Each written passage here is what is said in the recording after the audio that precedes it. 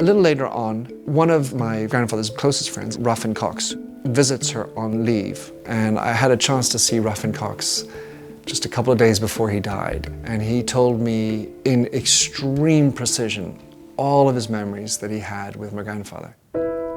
I spent 2 hours with him up in his room on the first floor. He's lying in his bed. He's riddled with cancer. He was obviously in pain. And I said, I'm so thankful to meet you, to talk with you about this. He says, you must sit down.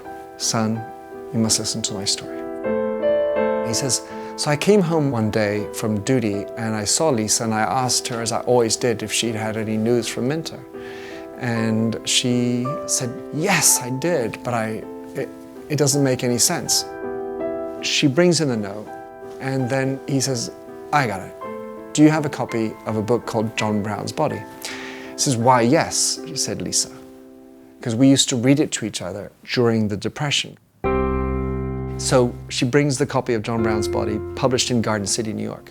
It's about an 18-year-old Southerner who's a prisoner of war during the Civil War of the Northerners. He's being mistreated, he's being tortured. The message on the card had been, please send my regards to John B. Body, 356-57 Page Street, Garden City, New York. So Ruffin then invites me that day to open the book at the page, and he says, will you now read to me the passage? Women and children do not fear. They'll feed the lions and us next year. And women and children, dry your eyes. The Southern gentleman never dies. He just lives on by his strength of will, like a damned old rooster too tough to kill. Here we go, here you go, the last parade of this circus show. He starts heaving and sobbing, and he says, that was the man your grandfather